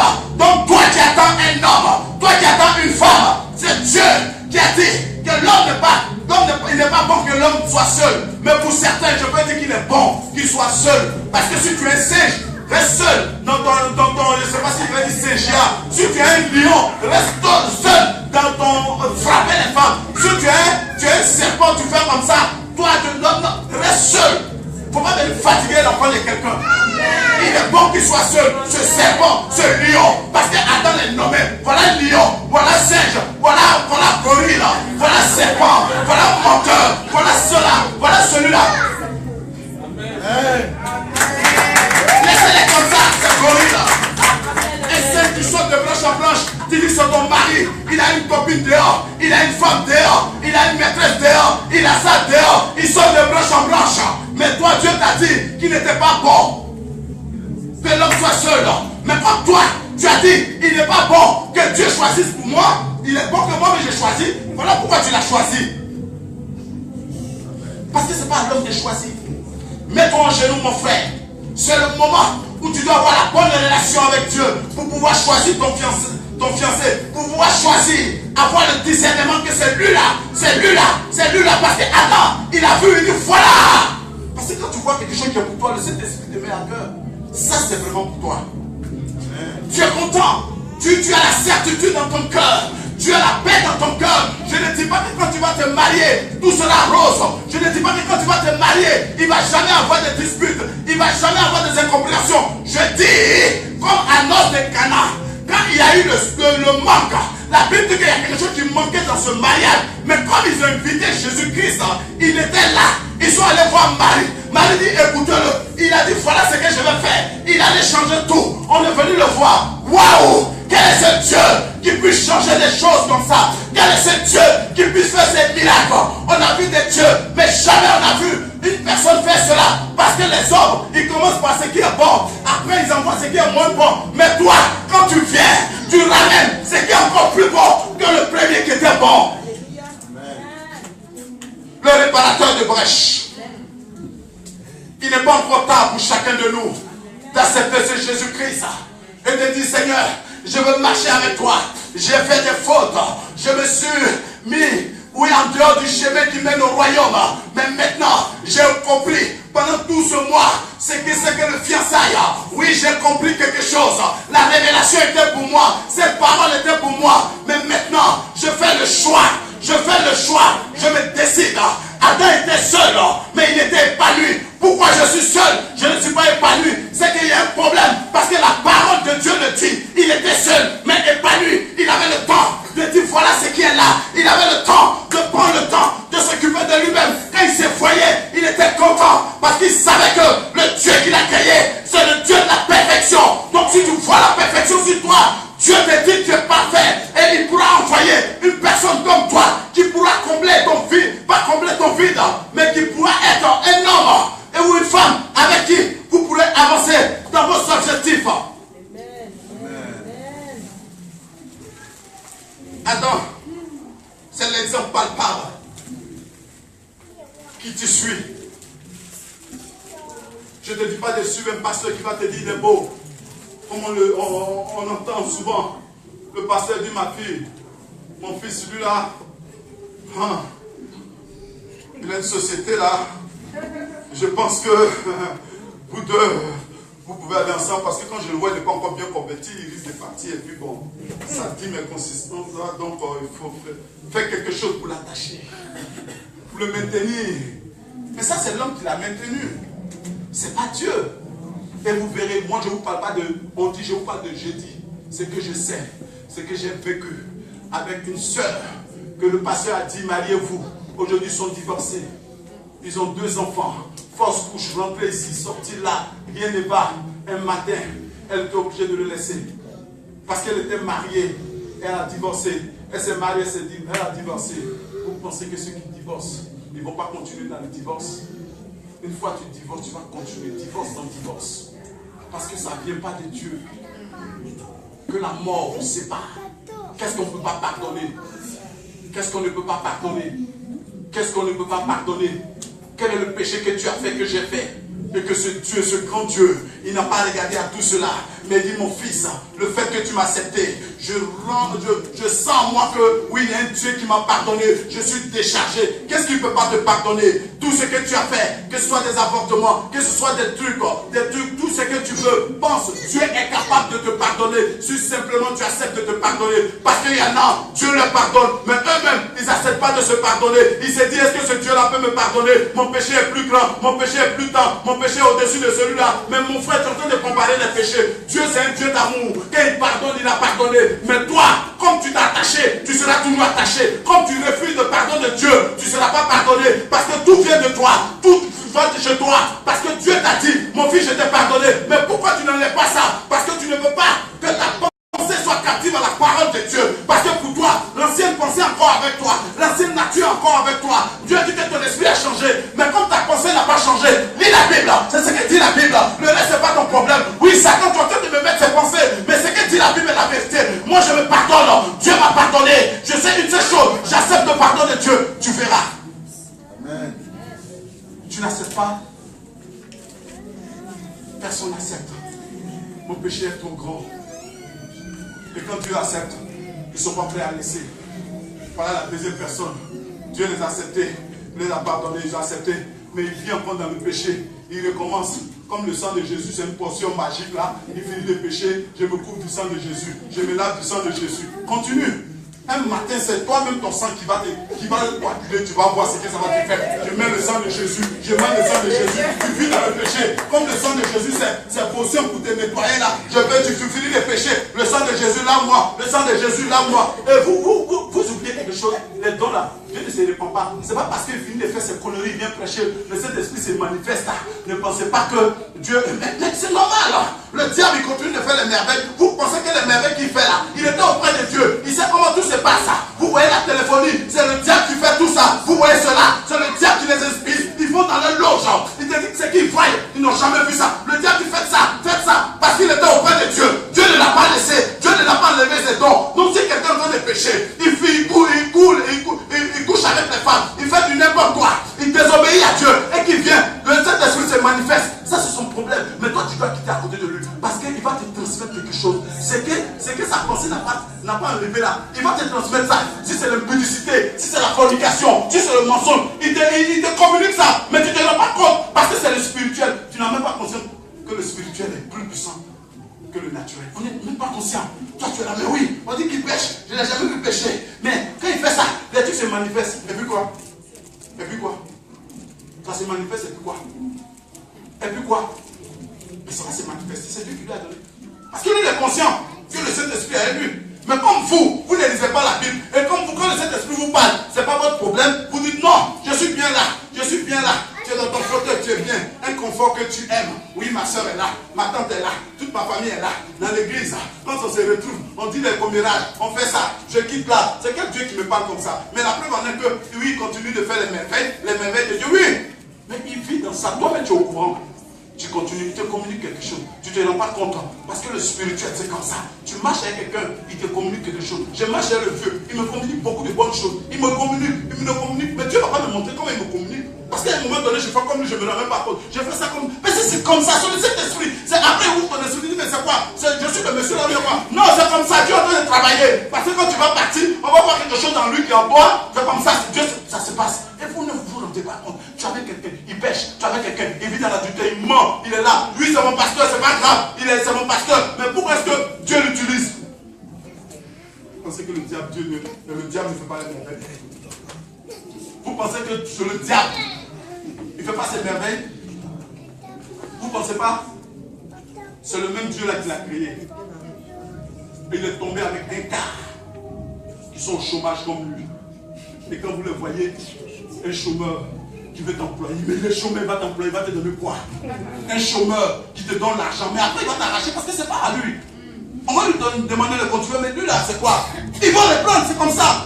Parce que quand la table te donne l'argent, quand c'est supplique, tu dis, monsieur, madame, on vous a tout donné, allez, donnez. Tu dis, on va te couper 20 euros, 20 euros. On te dit, parce que c'est pas à toi. C'est comme ça le diable. Pourquoi? Parce que ton âme va à l'enfer. C'est comme ça.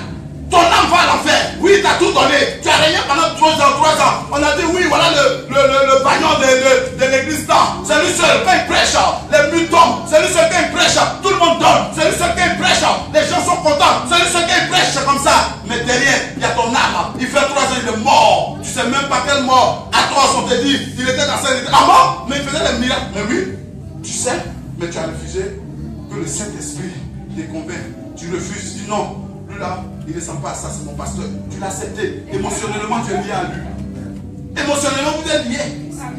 Parce que tu l'aimes. C'est plus Dieu que tu aimes, c'est le pasteur que tu aimes. La parole de Dieu, tu ne l'aimes pas. Parce que c'est ce qu'il fait. Tu t'attends à lui. Quand il vient, il doit faire ça. Il doit faire cela. Donc quand il vient, c'est un rituel. À un moment donné, mais tu sens que c'est le mensonge. Mais comme toi, tu t'attends à ça, il va venir comme ça. Le Saint-Esprit, il peut toucher le mur aujourd'hui. Demain, il sort et puis ton miracle est fait. Il peut parler une phrase. Demain, tu vas à la maison et puis c'est fait. Il n'est pas obligé de faire la même chose. Non, mon frère. Le Saint-Esprit, on ne le guide pas. Le Saint-Esprit, tu ne peux pas le connaître. Il fait ce qu'il veut, comme il veut. Comme il le sent. C'est comme ça quand il utilise les gens. Quand on te parle de Réma, c'est ça. Le Réma, aujourd'hui, il a fait ça, il fait ça, il fait ça. Rien n'est correct avec lui. Des trucs bizarres. Parce que même est bizarre. Et quand tu commences à le connaître, dans son, je ne sais pas s'il m'a dit, je ne dis pas si c'est en bizarrerie ou bien tu vas le respecter. Ouais, selon sa manifestation, tu vas le respecter. Pendant tout ce temps, j'exhorte chacun de nous à prendre conscience. Le choix. Faisons un choix de suivre ce Jésus-Christ. Faisons un choix. Parce qu'il est question, pour finir, il est question de choix, mon frère. On va bâtir la chose, Dieu va te dire, est-ce que ce fils, il est prêt à marcher avec moi? Est-ce qu'il est prêt à me suivre? Est-ce qu'il est prêt, selon mes lois, à accepter mes lois, à marcher selon mes lois pour qu'il voie ma gloire? Parce que ce qu'il attend, c'est qu'on le voie dans le monde. Ce qu'il attend, c'est qu'il prospère. Mais ce n'est pas mauvais. Mais quand il prospère, il laisse Dieu. Quand il prospère un peu, il laisse Dieu. Quand il est malade, il revient. Mais mon frère, tu es quel chrétien? Tu n'as pas de choix. Quand ça va, tu es là. Quand ça va pas, tu reviens. Quand ça va, tu n'es pas là. Mais tu es quoi? Tu es comme ça. Tu balances. Tu balances. Tu n'as pas de décision. Adam avait décidé d'être épanoui étant seul. Il a décidé, il s'est dit qu'il est à 100% épanoui quand il est seul. Mais toi, qui tu attends? Si tu attends un homme pour combler ce vide, je te dis, tu ne l'auras jamais. Parce que tu seras déçu. Nous les hommes, on déçoit. L'homme déçoit. La parole le dit. Tu t'attends à un homme, tu seras déçu, mon frère, ma soeur. Et ce moment-là, je veux que tu t'attendes à un Dieu qui va venir te réparer, qui va venir te transformer. Dis, Seigneur, je t'accepte. Je veux marcher selon tes principes.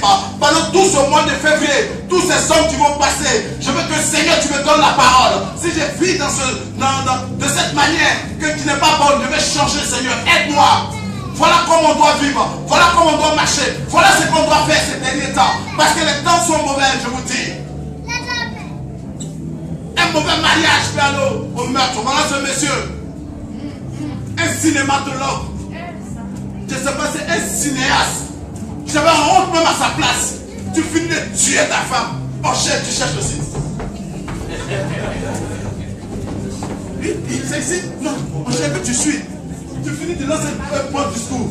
Oui, ma femme est morte. Oui, la marche, tu marches aussi comme ça. Oh, ma femme est morte. Oh, la pauvre. Oh, la pauvre. Oh, oh.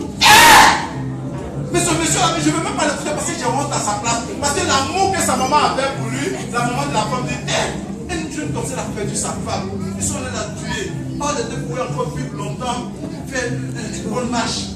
Oh, le Dieu même est là. Les gendarmes cherchent aussi. Les gendarmes disent, c'est là, on va voir là, c'est vers là, là. Est-ce que vous voyez comment? Regardez, elle pensait un bon mariage, tu le vois, ils sont tous contents comme ça, vous avez ça. Ils sont tous contents, on fait comme ça, photo comme ça. Ils sont contents, oui. Ouais, tête sur tête, oui. Allez, prenez une photo. Robe blanche. Tout est bien. C'est pas mauvais, mais regardez, elle allait perdre sa vie pour un homme. Parce qu'on lui a envoyé un testo pour dire qu'il est puissant. Vous voyez comment la parole est puissante. On lui a dit qu'il est puissant. Il dit, ah bon? Si elle a cherché autre personne, on ne sait pas. Mais elle lui a dit qu'il est puissant. Pour dire qu'on peut se marier, et l'impuissance peut arriver dans le mariage. On peut se marier et des problèmes peuvent arriver dans le mariage. Et c'est ce qui est arrivé pour eux. Et l'homme, étant orgueilleux, l'orgueil de l'homme, comment cette femme peut me dire ça? Elle est ma femme. Elle aurait dû utiliser autre moyen. Oh, elle est la femme aussi. Ah, c'est un homme aussi. Il faut savoir lui parler, mais tu peux tu cru comme ça, tu es puissant. Ça se dit pas. Voilà comment est basé l'amour des païens. C'est comme ça. Les païens, ils s'en foutent. Envoyer des soirs, quelqu'un, bim, tu es impuissant. Mais tu sais qu'il est puissant. Mais vous pouvez régler ça. Allez-y à l'hôpital. Allez-y faire quelque chose. Et quand c'est comme ça, le diable se réjouit. On voit le couple. Mon mari n'a pas ça. Quand je l'ai connu, il était bien. Maintenant, il n'est plus bien, je veux le laisser. C'est un couple chrétien. Je veux le laisser. Parce que c'est plus le même bagnon là. Je veux le laisser. Parce que c'est plus la même personne. Je veux le laisser. Ah, parce qu'il m'insulte. Je veux le laisser. Au début, tu savais qu'il était comme ça. Tu savais. Surtout vous les femmes, vous avez le discernement. C'est que l'homme ne voit pas, vous les femmes vous voyez. Donc tu sais. Tu sais qu'il est comme ça. Mais toi, tu as fermé tes yeux. C'est ton bagnon. C'est ton homme que tu aimes. Donc on va aller ensemble. Voilà, vous êtes allés ensemble. Voilà le problème. Il a tué sa femme. Un cinéaste, vous voyez comment le monde, il a égorgé jusqu'à brûler. Mais regardez, il peut tuer, oui, mais brûler encore la personne. Mais ce monde-là, vous pensez que ça va tuer? Dieu va laisser que des gens périssent comme ça et le diable se réjouit. Les chrétiens n'en parlent pas. Tu vois, c'est plus les chrétiens qui divorcent. Ce n'était pas pour moi. Je ne l'aime plus. Mais où est Dieu dans cette vie? Vous savez que vous n'avez pas invité Dieu alors? Vous n'avez pas invité Dieu. Chrétien, tu n'as pas invité Dieu, toi qui divorces. Parce que si tu l'as invité, la Bible dit qu'à l'heure de Canaan, il l'a invité, il est venu, il a réparé la chose. Donc qu'est-ce que Dieu ne peut pas réparer, mon frère? Pour que tu sois épanoui.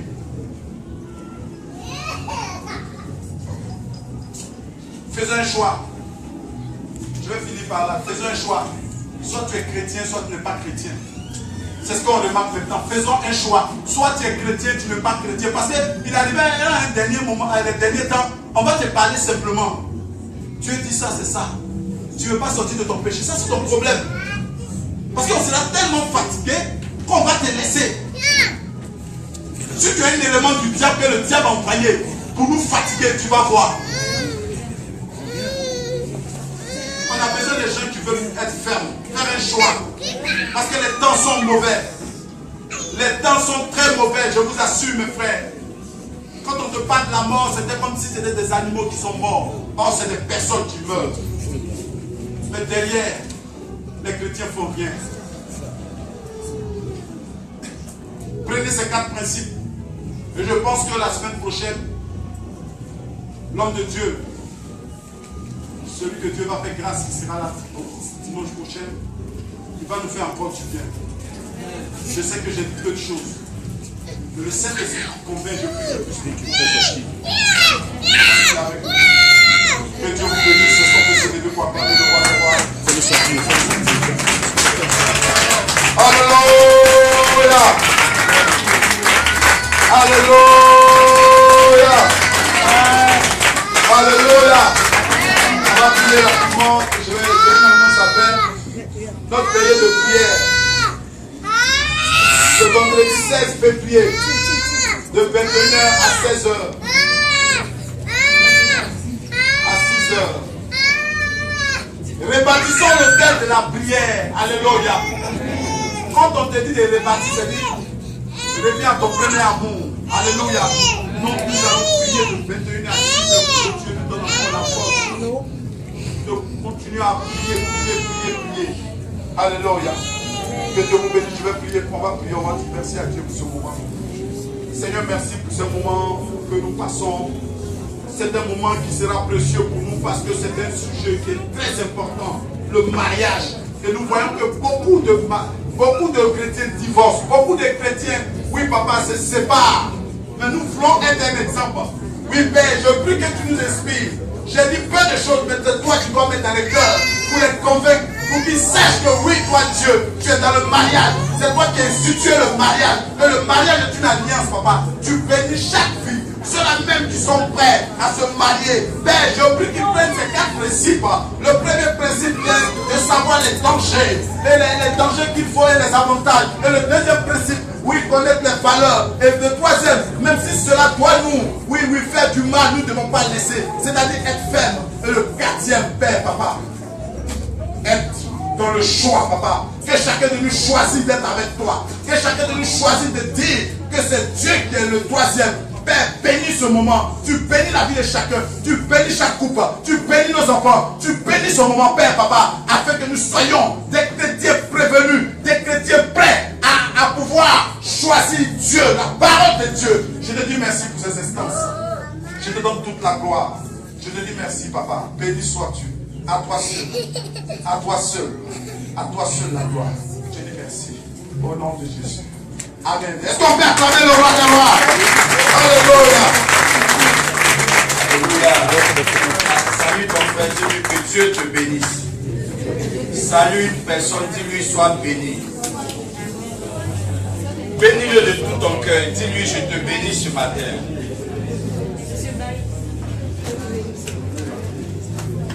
Alléluia. Gloire à Dieu. Dis à ton frère tu es béni. Dis-lui tu es béni ce matin. Dis-lui tu es béni ce matin. Dis-lui je bénis ta vie. Je bénis tes enfants. Je bénis ta famille. Je bénis ta descendance. Dans le nom de Jésus. Amen. Je vous salue tous dans le nom de Jésus. Amen. Nous avons commencé un séminaire sur le mariage parce que il y a tellement de choses qui se passent. Amen.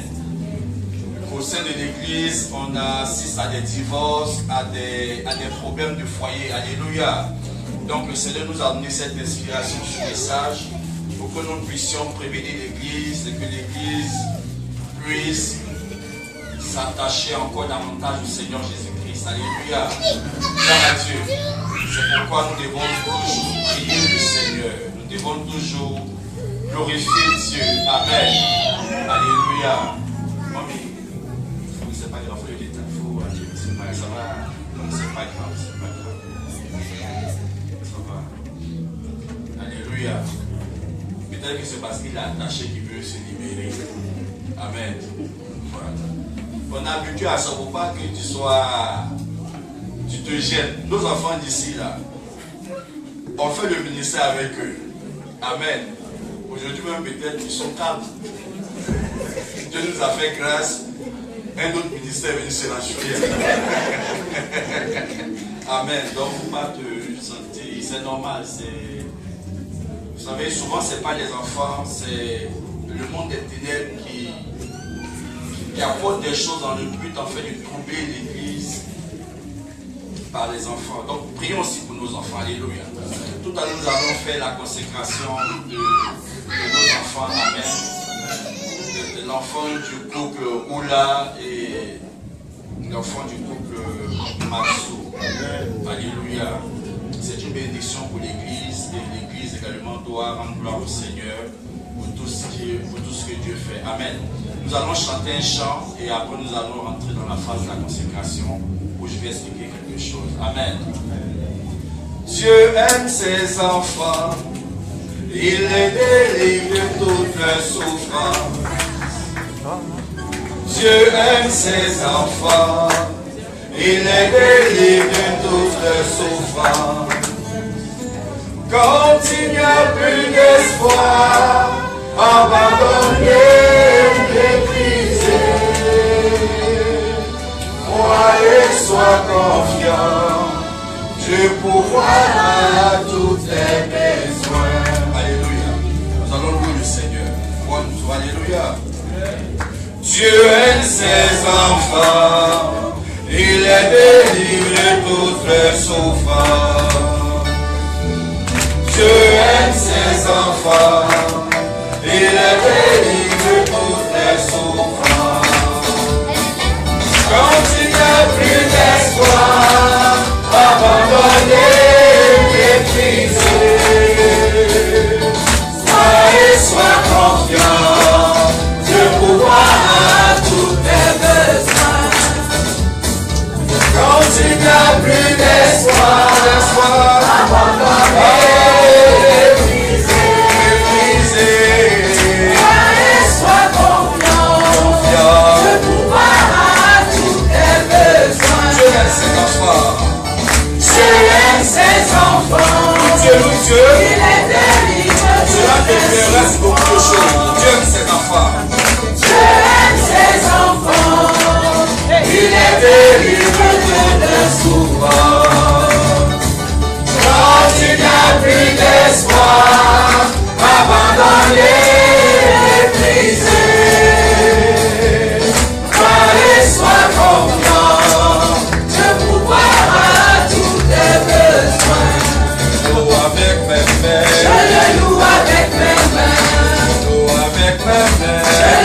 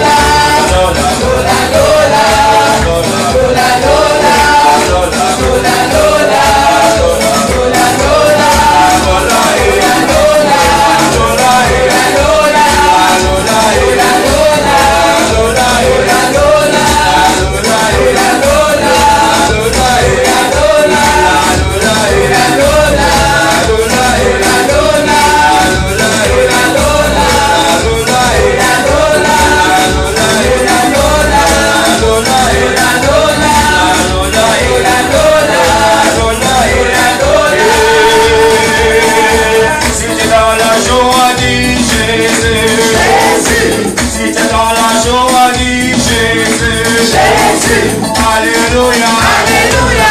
Alléluia. Alléluia. Je suis béni. Je suis béni. Je suis glorieux. Je suis glorieux. Je suis vainqueur. Je suis vainqueur. Je suis élevé. Je suis élevé.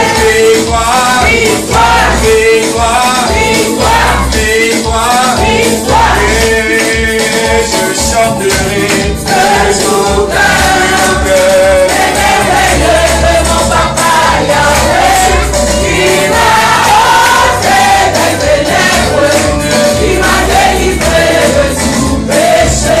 Je chanterai de tout cœur. Les merveilleux de mon papa Yahweh, qui m'a ôté des ténèbres, qui m'a délivré de tout péché. mon papa. Mon papa est fidèle, il ne m'abandonne jamais. Je n'ai rien à craindre, car Yahweh m'a libéré. Mon papa. Mon papa est fidèle, il ne m'abandonne jamais. Je n'ai rien à craindre, car Yahweh m'a libéré. Dans la joie, Je suis dans la joie, une joie immense.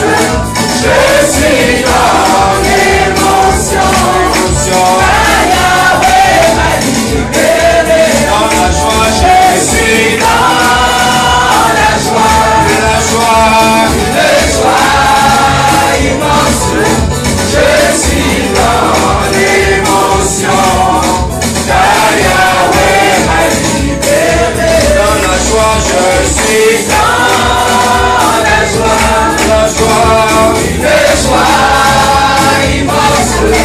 Je suis dans l'émotion, car Yahweh m'a libéré.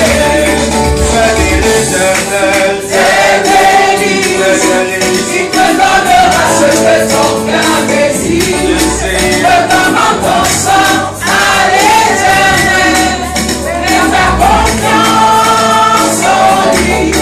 C'est que l'Éternel est béni, il te donnera ce que ton cœur désire. Je demande ton sang à l'Éternel, et ta confiance en lui. il agira, Il agira, il agira, il agira, il agira, il agira, il agira. il agira. Acclame le Seigneur Jésus, acclame le Seigneur Jésus. Alléluia. Gloire à Jésus. Alléluia. Amen. Que le nom du Seigneur soit béni. Bien-aimés frères, c'est une joie pour nous de nous retrouver dans la maison de Dieu. Amen. Gloire à Dieu. Il n'y a rien dehors. Dis à ton frère, il n'y a rien dehors. Tout se passe dans la maison de Dieu. Amen. Gloire à Dieu. C'est pourquoi en tant qu'enfant de Dieu, quand Dieu nous fait la grâce d'avoir des enfants, quand Dieu nous fait la grâce d'avoir des bébés, il est très important de les consacrer à Dieu. Amen. Gloire à Dieu. Alléluia. Alléluia. Parce que la consécration est l'une des choses les plus importantes. Alléluia. Dans la vie de chaque personne. Quand nous lisons les Écritures, nous voyons que notre sœur dans la foi, notre sœur Anne, alléluia, lorsque cette femme était dans l'intercession, dans la prière, qu'elle était à la recherche d'un enfant, la Bible déclare qu'elle a fait un vœu à Dieu, et que Dieu, dans son amour, a opéré ce miracle, alléluia. Gloire à Dieu, alléluia. Et quand Dieu a opéré ce miracle, la Bible dit que Anne est allée présenter ce bébé à Dieu. Parce qu'elle a dit à Dieu, si Dieu lui donnait un enfant, l'enfant sera consacré à Dieu et il allait servir Dieu toute sa vie. Amen. Je veux dire un frère, je veux dire une soeur, je veux dire une maman. Quand tu prends la décision de consacrer ton enfant à Dieu, c'est de laissez ton enfant servir Dieu. Alléluia. C'est-à-dire que lorsque l'enfant sera consacré en tant que père, en tant que mère, nous devons engager un enseignement à l'enfant jusqu'à ce qu'il ne s'éloigne pas de Dieu. Amen. L'enfant doit écouter, suivre les préceptes de Dieu. Il doit servir Dieu parce que sa vie a été consacrée à Dieu. Amen. Gloire à Dieu. Aujourd'hui, nous avons un phénomène dans nos églises. C'est vrai, un phénomène qui est déplorable, mais il faut quand même en parler. On a des frères ou des couples dans le Seigneur qui consacrent leurs enfants et après quoi, on ne s'en occupe plus. Amen. L'enfant consacré à Dieu, le reste, qu'il se débrouille. Dis à ton frère, c'est pas comme ça. Quand tu vas lire la Bible, 1 Samuel 3, tu verras que lorsque Anne a donné son enfant à Dieu, la Bible dit que chaque année, Anne se retrouvait au temple pour voir son fils et elle faisait une robe pour son enfant. C'est-à-dire qu'elle venait voir l'évolution de son enfant.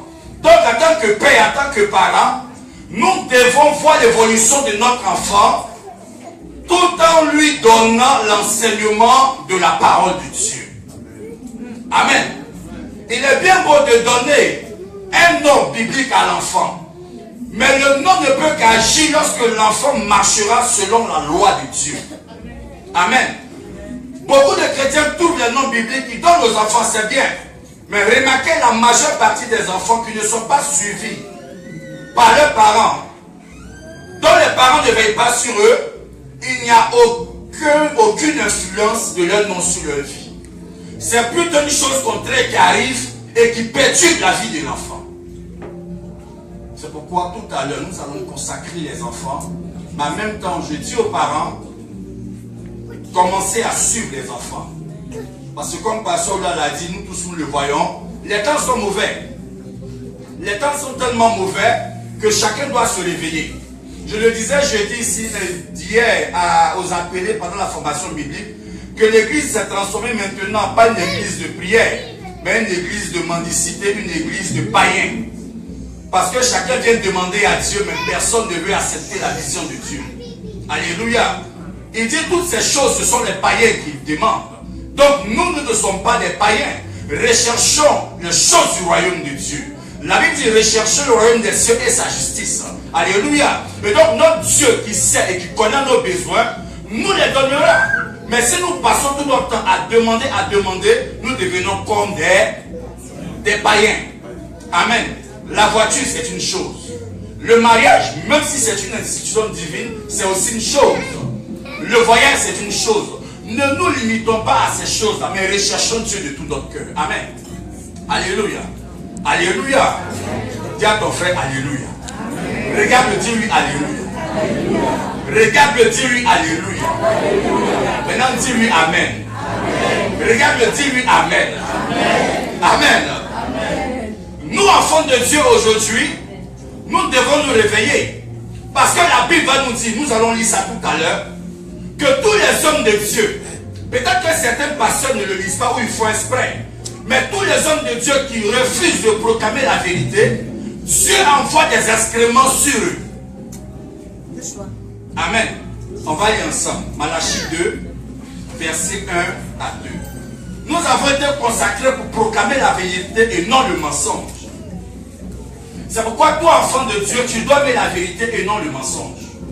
Lis Malachie 2, à partir du verset 1 à 6.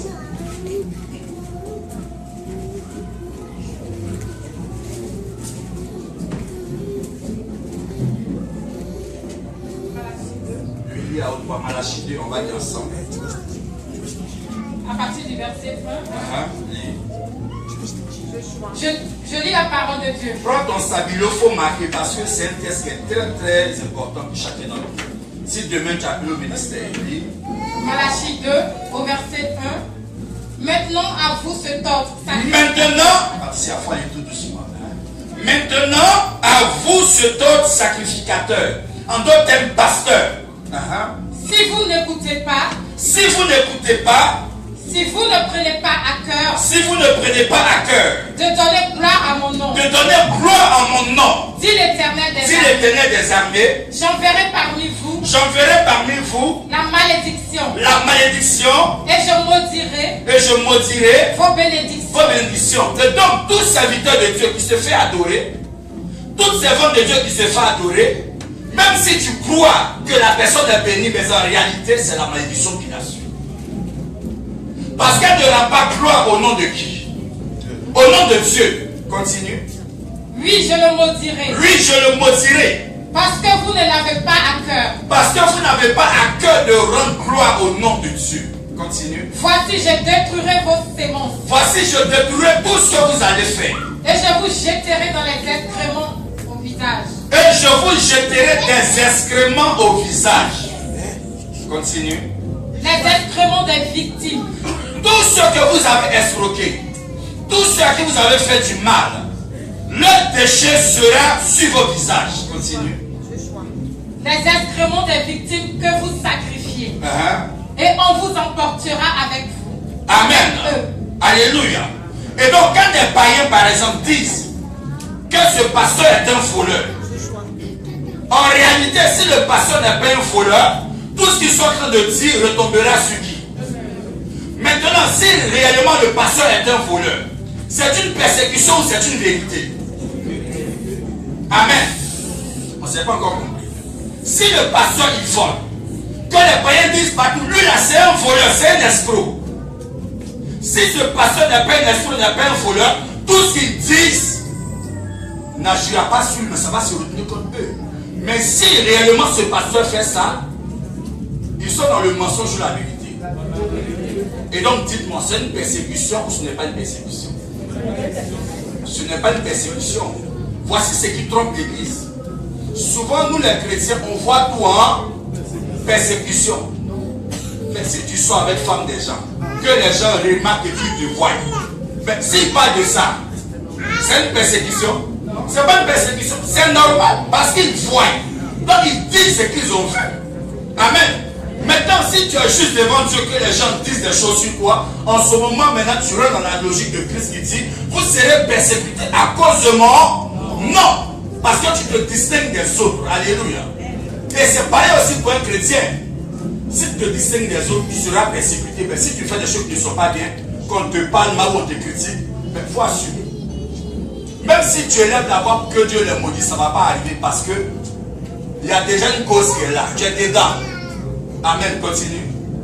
Au verset 4, vous saurez, alors que je vous ai adressé cet ordre, afin que mon alliance avec Lévi subsiste, dit l'Éternel des armées.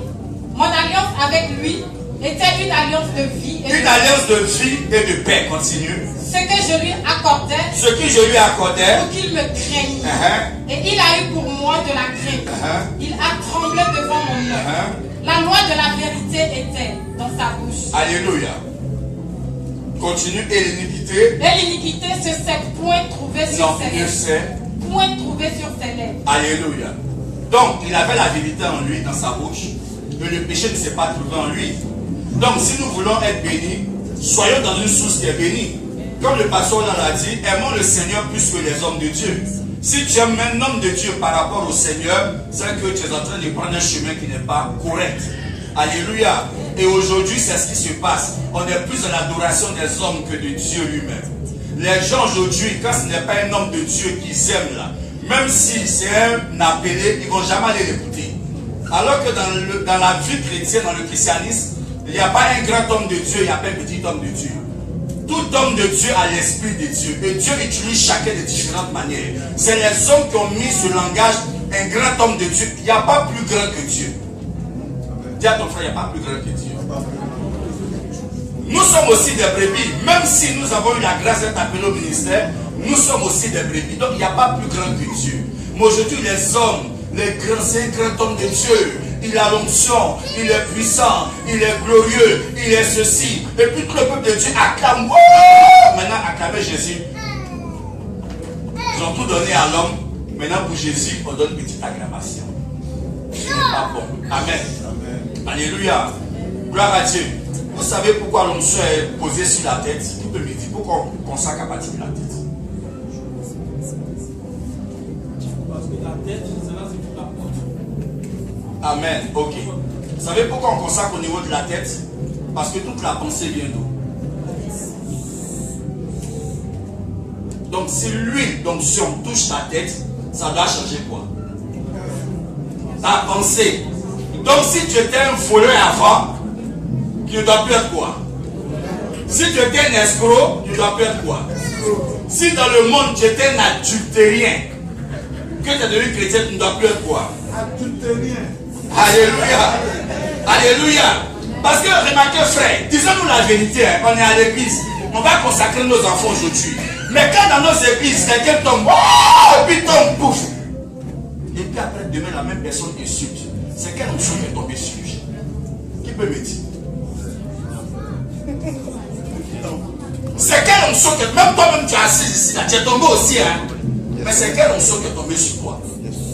Parce que l'onction de Dieu, là, ça change de caractère, ça transforme. Mais pourquoi tu es encore dans les mêmes choses? Et ça, qu'on n'en parle pas dans les églises, c'est la même personne qui tombe du lundi au samedi. Mais elle est plus dans l'affaire de Yachopli qu'au ménage dans l'église. Amen. Donc on doit aujourd'hui enseigner l'église. Parce que si quelqu'un est tout le temps dessus l'onction, et puis les mêmes choses du passé le rattrapent, c'est que ce n'est pas l'onction de Dieu qui est tombée sur lui. Parce que acte 2, là, c'est clair. La Bible dit que quand l'onction est tombée sur eux, quand ils sont sortis de là, il y a eu une autre image qui s'est posée sur leur vie. Amen. Donc l'église d'aujourd'hui, là, on dit reçois l'onction, reçois, mais c'est quelle onction qui tombe sur les gens et depuis ne change pas? Dis avec moi question. Mise en situation, mon frère. Le passé dit reçois l'onction. Entends la choriste même là, il a fini à elle. Amen. Le chant de dit adorons le Seigneur, je chante. On dit là quand il chante là, vraiment ça touche le cœur. Mais il a divorcé, il est dans sa troisième femme. Mais quel est le chant qu'il chante qui touche le cœur, puis depuis son cœur n'est pas touché? Tout mes frères guitare. Le pianiste il joue et puis ses yeux sont fermés. Oh Jésus. Oh Jésus. Il pleure. Oh Jésus. Mais les deux sont en Christ qui chantent là, elles sont pas là à cause de lui. C'est la vérité. Dans nos églises aujourd'hui, il y a les choristes, tout le monde. Elles sont souvent sous l'onction, mais elles ne changent pas. Les chrétiens ne changent pas. Les chantres aujourd'hui, on ne veut pas qu'on parle. Quand on parle, ils disent non, mais si on ne leur donne pas l'argent, ils vont se nourrir de quoi? Mon frère, la Bible dit que l'ouvrier mérite son salaire. Si c'est Dieu qui t'a appelé, tu n'as pas besoin d'escroquer les gens. Dieu lui-même va toucher tes cœurs pour te bénir. Mais aujourd'hui, là, quand il faut sortir une cassette, ils quittent leur église. Il fait sortir une cassette, il ne prie plus dans son église. Il va ailleurs. Il a oublié sa jeunesse. Maintenant, il se promène partout maintenant. Au lieu de faire son ministère, il se promène maintenant pour chercher l'argent. Quand tu lui poses la question, mais viens nourrir ma famille comment? Mon frère, Dieu qui t'a appelé, il pourvoira toutes tes besoins. Donc, ayez une autre mentalité du Seigneur. Ne devenons pas des chercheurs d'argent, mais devenons des gagneurs d'âme. L'église a perdu la notion de la couronne. C'est pourquoi toi qui es assis ici, toi qui es là, reviens à l'église primitive. L'église primitive, ils aimaient la prière. Ils vivaient dans une communion fraternelle. Ils se partageaient tout. Mais aujourd'hui, on est individuel. Tel pasteur va aller sur les réseaux sociaux, il va dénigrer l'autre. Oh, lui, c'est un petit pasteur. C'est les jeunes qui viennent de commencer là. Donc, ils sont encore le temps. Donc, c'est la sorcellerie. C'est la sorcellerie. Pourquoi on ne veut pas élever les autres? Si Pierre n'avait pas prêché l'évangile, on ne serait pas gagné. Donc tous les frères que Dieu a appelés, on doit les aider aussi à réussir avec Dieu. Non seulement qu'on va consacrer, il faut qu'on prie pour eux pour qu'ils soient une source pour leurs parents et pour les autres. Amen. Dis à ton frère, c'est quelle onction qui tombe sur toi? Alléluia. Alléluia. Gloire à Dieu. Alléluia. Il faut que l'église change. Où les mamans ou les femmes de pasteurs ne sont plus des reines-mères. Les reines-mères dans l'église. Où tu vois maintenant l'église est transformée maintenant en royaume, en village. Où le pasteur est assis sur une chaise royale. maman passée sur une chaise royale.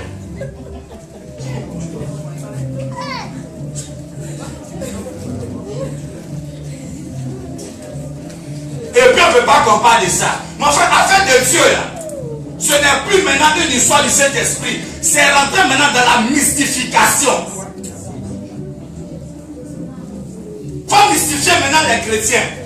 Il est assis sur une chaise royale, c'est doré comme ça. Il y a 3 rois dans l'église. Pourquoi vous voulez être saint? Pourquoi vous voulez forcément prendre la gloire de Dieu? D'autres même sont assis sur la chaise et puis après le petit tabouret qui est là, ils mettent leurs pieds là-dessus. Mais ça fait penser à quoi? Ça fait penser à une royauté. Ça fait penser à une royauté. Et puis les diacres, ce sont les disciples qui viennent parler, ils s'abaissent comme ça. Lui, dis-moi tout, papa. C'est un village, mon frère. Il y a des églises villages dans ce monde aujourd'hui. Il y a beaucoup d'églises villages. Mais pourquoi vous riez? Mais c'est la vérité. Un homme de Dieu qui est assis sur une chaise royale, avec une chaise, un tabouret où il met ses pieds, il a la vérité comme ça. Mais quand Jésus va venir,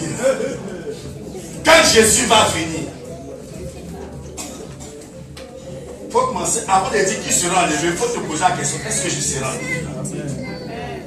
Parce que tout ce qu'on voit là, ça fait peur. Aujourd'hui maintenant, c'est quoi? C'est un poupée en caoutchouc qui est sorti.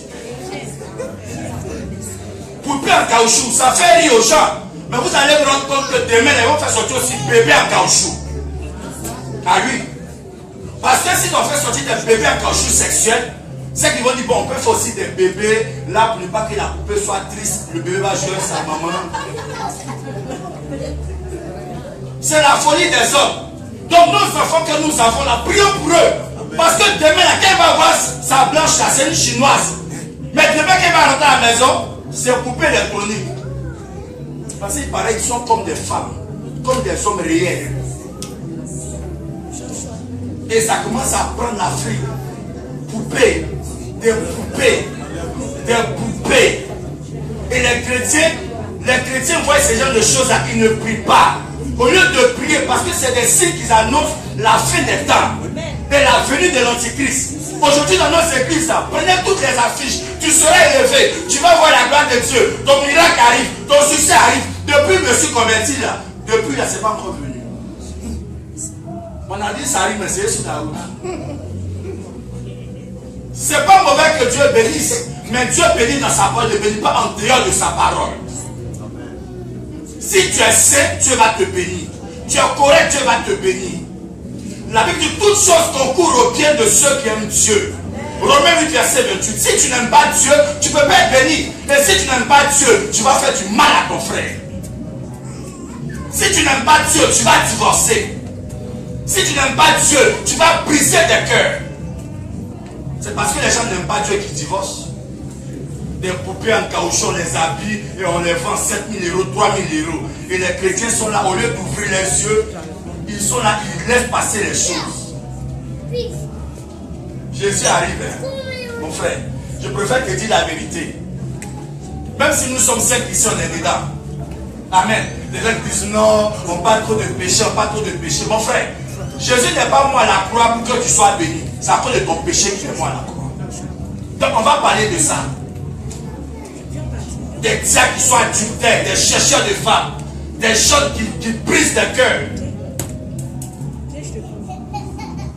Des pasteurs qui rentrent dans des business. On invite un pasteur, il faut faire rentrer l'argent dans l'église. Et puis après on va se faire le partage. Vous pensez que ça c'est l'œuvre de Dieu ça? Ce n'est pas l'œuvre de Dieu. Et le peuple peut être béni. Le peuple peut être béni. Deuxième chose qu'il faut savoir aussi, frère.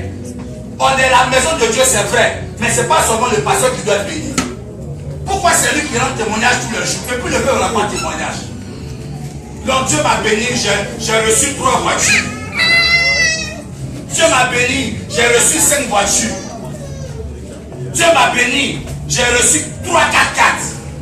Mais si tu connais le secret de la bénédiction, il faut dire ça aux autres aussi. Il faut leur dire.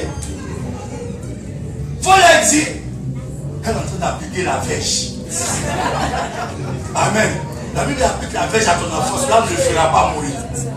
Donc elle applique la vêche. Amen. Alléluia. Amen. Gloire à Dieu. Donc commençons à ouvrir nos yeux. Dans ces derniers temps, ne laissons pas les gens venir nous mentir.